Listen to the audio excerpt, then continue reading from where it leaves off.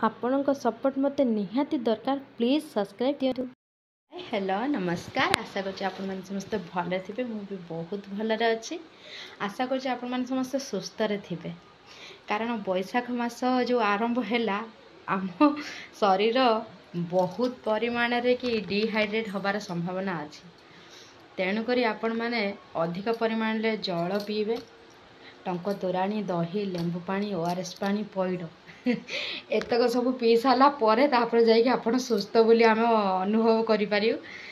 तो जो मैंने मो वीडियो को नुआ करके देखुं, लाइक करूँ, शेयर करूँ, मीठा मीठा कमेंट करूँ। बाकी मो देह टी असुस्थ कारण ठंडा हो खाली, तो सेमती टे आखि गुड़ा टे देखा पड़े अलग अलग ना।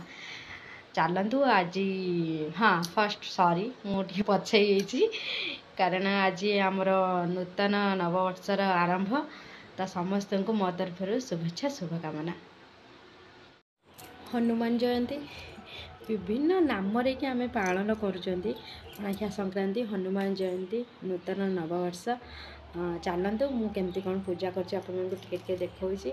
हाँ जो मानकर बढ़ा बढ़ी जो पूर्वपुरुष मानकर डेथ होता से पाई आमे भी पणा दियंती तांको पिंडी पाखरे कि लिपा पोछा करिकी ठेकी देकी पणा दियंती। बाकी आमर भी सेमती हबो। मु आपन को टिके करके देखौछि। चलतु आगे पूजा सारदवा, पूजा सारी देकी तापरे से पणा कार्यक्रम करिया। मु भी आज पणा तयारी करी आपन को देखौछि। केमती आपन मान तो समस्त करूथिबे, बाकी मु मो हिसाब रे देखौछि। आरंभ रो शेष पर्यंत देखंतु। आ भल लगिले मो चैनल टी को जदि आउ थे देखा चाहूँ तो सब्सक्राइब बटन टिपी देवे। सकाळ पूजा ये आरंभ करदेली।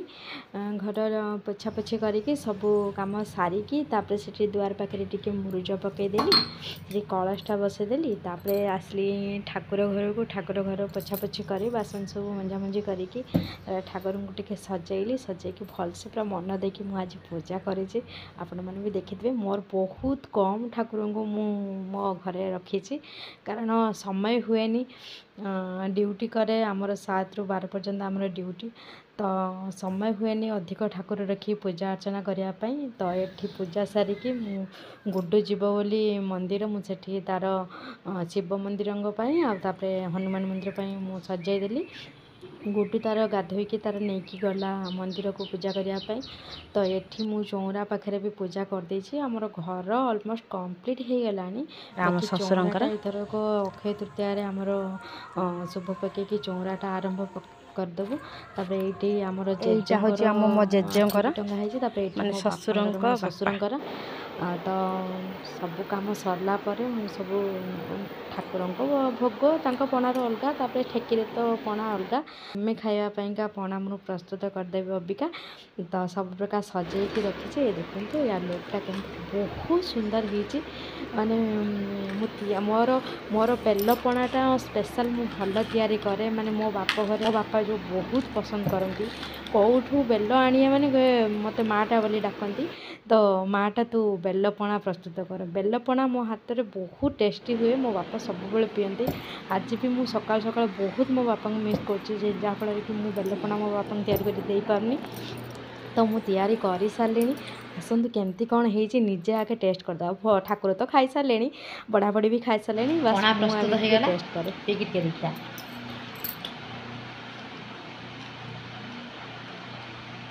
पूरा पूरी टेस्टी। निजे तो करके निजे कहते लगे बहुत सुंदर है। सांग मैंने झटपटाक से प्रस्तुत हुए रुटी आउ भजा नुह कि क्षीर गरम कर देछि। दही भी दही वाला आनी की देछि। तो दही भी अच्छी, क्षीर भी अच्छी, आउ भजा आउ रुटी करनी। पणा भी पीले तापर एको खाइबा। तापर चलतु ओपिका रोषे करवा। आज कौन आधा आइटम करवा। साहू बाबू आनी पणस कठा गोटे आनी कहले पणस कठा तरकारी भल सुंदर मु करदे तुम माँ पुओ खाइ। किंतु जेहेतु पियाज रसुण पड़ोनी आज से कलिनी बोली मन दुख करते। कि जहाँ भी हो आइटम देदेली खाईदे। टेस्टी है ना पणा पीछे ना ए खाई इच्छा हो।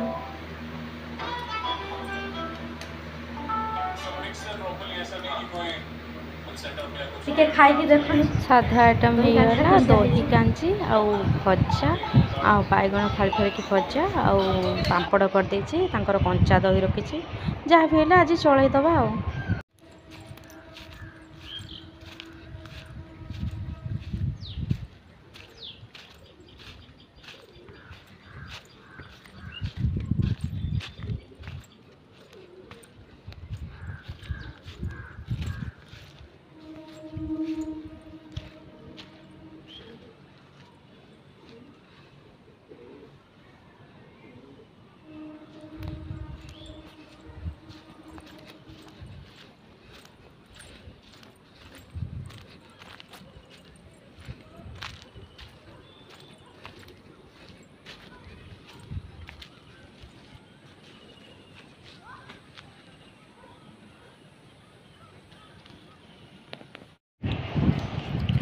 घर कलर सब सरीगला एबे बाहर पटटा पूरा कंप्लीट होगला तापर आग पट्टा जहाँ से पटिकटा अच्छी कलर दवापाई तो केमती लगुच आम घर कलर जोटा कि मो स्वप्नर कलर दिखाई मुझे कलरटा बहुत भल पाए आरंभ शेष पर्यंत देखि समस्त को बहुत बहुत धन्यवाद।